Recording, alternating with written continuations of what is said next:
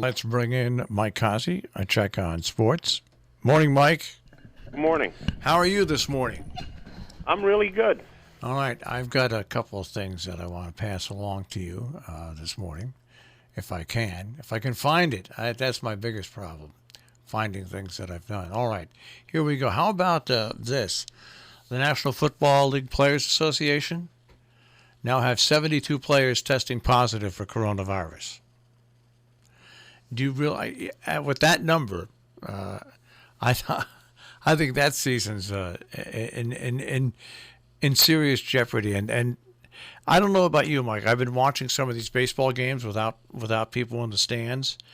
I can't imagine like those big college football games where 100,000 people in the stands really can change the emotion of a game when a team starts playing well. Same in the NFL. I just don't see it. Baseball, I think, can survive it because it's a slower game, and the teams, but these big outdoor arenas that have hundreds of thousands of people in them really make a difference in the atmosphere of the game. I disagree. All right. I mean, I guess you're right. If you're a pro, you could say that even Division I football is professional football to some extent, and the people there are just there. You're playing your game, and as a coach, you tell your players to drown out the crowd. So I don't agree with that, and especially for the professionals, you're getting paid to play the game. Play the game. As far as 73 people being tested for the NFL, how many of them went to the hospital? That's the question I want to know. If they didn't go to the hospital, then they sit out for 2 weeks and they're back to able to play again.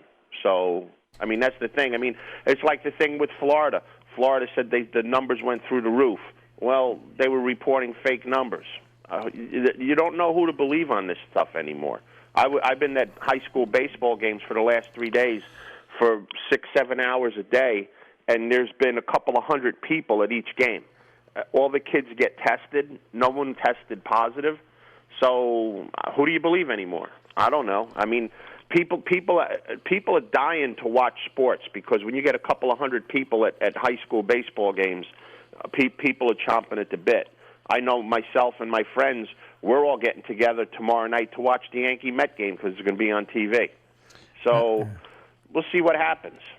But as far as crowds being there to generate atmosphere for the game, I don't think it's necessary. I think it's better because you can actually hear what players actually say to themselves during a game. I think it's a thing that when you have a full venue, people don't hear it.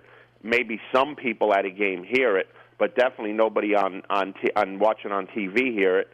Now everybody's going to get to hear it. I think it's a pretty cool thing that people don't get exposed to.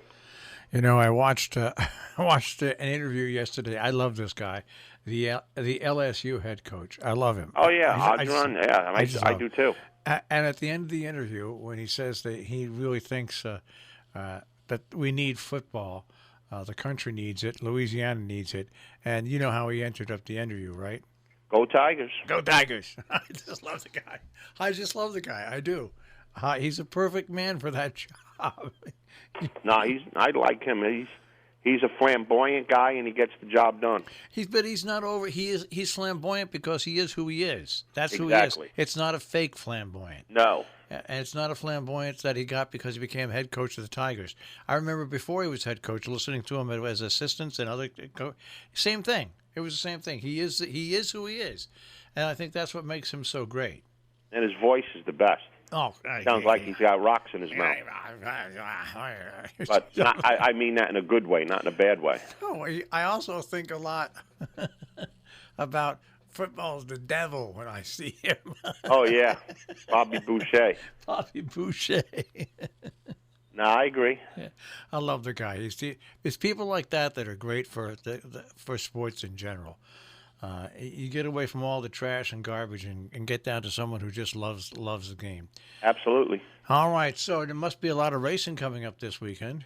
Well, there's some. Let me tell you, like the racing at Saratoga is not it's not Saratoga anymore.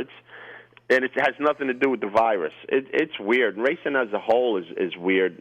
Del Mar's closed down for the weekend because of the virus. I don't know anything about it. Bobby Baffert got a 15-day suspension for doping horses. He should have got a lot more than that, in my opinion. So the whole world's gone insane. But we will pick some horses. Seventh race today at Saratoga is the De La Rose. It's a restricted overnight race, 85,000. It's a good race every year up there at Saratoga. 8 horses are lining up. There's a few. There's one main track only that'll come out. But I was watching the weather last night, and there were some pretty big storms rolling through upstate New York. So I don't know what the track condition is. So I'm picking my race, this first race today, for the turf. It may or may not be on. I don't know, folks. So there's no way of me finding out at 6 o'clock in the morning if they're on the turf up at Saratoga. But with that being said, a couple of horses I like in here. One is Xenophobia, the 8 horse. This horse showed speed last year at Belmont.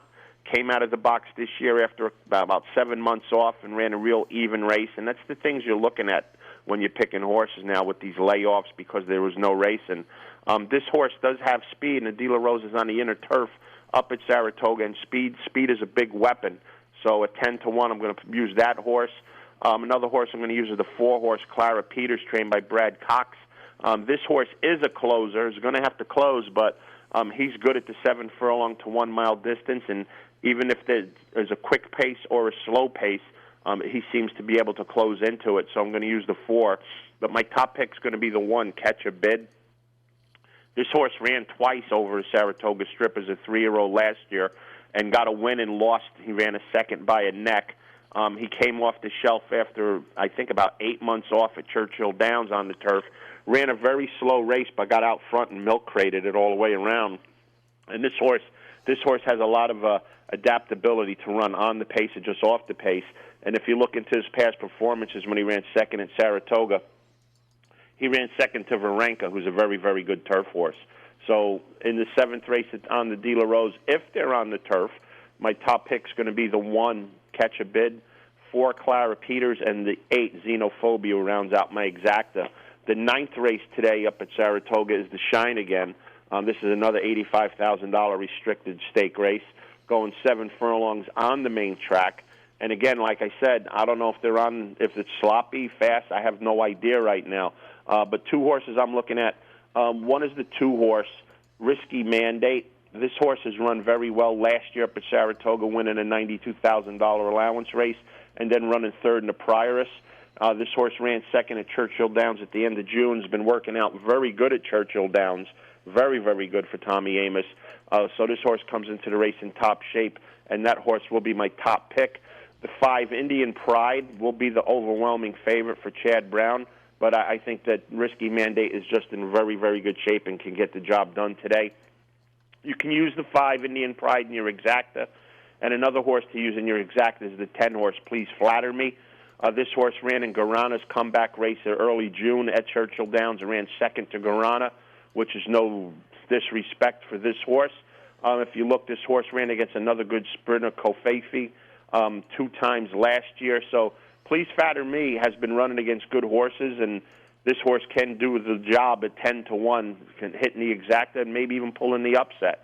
So we're going to go with the 2 as my top pick in this race today, and we're going to use the 10, Please Flatter Me, and the 5, Indian Pride, to round out the exacta. And the race for tomorrow is going to be the Hall of Fame, which is listed as the 3rd race on the card tomorrow. This is on the turf.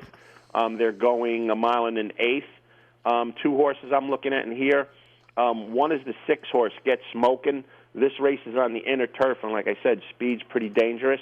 This horse is the speed of the race for Tommy Bush. Gets Jose Ortiz to ride. This horse has run over the Saratoga turf course, but that was going 5.5 furlongs. You kind of got to throw that out when you're going 1 mile and 1/8. But this horse is the speed of the race, and you have to respect it. But the 5-horse, Gufo, this horse has run 5 times with 4 wins at a couple of different tracks. Training very, very well for Christopher Clement, who's coming off a really, really good Belmont meet, and Gufo is going to get the top call for me in the Hall of Fame. So we're going to go with the 5, Gufo, and the speed of the 3, Get Smokin', to hopefully hit a pretty decent exacta around 2 o'clock tomorrow afternoon in the Hall of Fame up at Saratoga. So it's weird watching these tracks being empty. It has nothing to do with the crowd. It's just weird watching them all run in front of nobody. It's different. I don't know if it's better, but it's different. Now, how'd you do on your first pick? I don't know. I didn't see any of the results. I was busy with baseball all day, which I'm happy about. Trust me. Tell you about how baseball is, too. Jersey was having a state tournament for every high school that wanted to participate, and over 200 went in it. And we easily beat our first team. Actually, we pitched a no-hitter. Then the second game, we lost 6-3. We played terrible baseball for one inning. We made 4 errors and did just about everything wrong we can do. One inning. Gave up 6 runs. We wound up losing the game 6-3, and then we won big yesterday 8-2. So because of one inning, we're out of the tournament. If we played clean baseball for that one inning, we would have been one of the last 16 teams in the state out of 222. Woulda, coulda, shoulda. That's baseball. That's right. That's sports. The way it goes. That's sports. Woulda, coulda, shoulda. Yeah, all it takes is one screw up, and you're on the outside looking in. All right. It's a good learning experience for our kids. All right. Not everybody finishes first in sports. Not everybody gets a trophy. That's right. All right. Hey, I want you to have a good weekend. You too. Enjoy the heat that's coming along. Now, am I going to speak to you Monday? Yeah. Okay. I'll call in Monday. We don't have any racing, but I can give you a call and we can recap what happened there and at the fantastic Haskell card that Monmouth Park put together tomorrow. Notice I didn't even pick that race. No. All right. Well, then I'll give you a buzz Monday. Take care, Mike. You got it, guys. Bye-bye. Mike Cozzi with the Check on Sports this morning here on The Breakfast Club on Robin Hood Radio.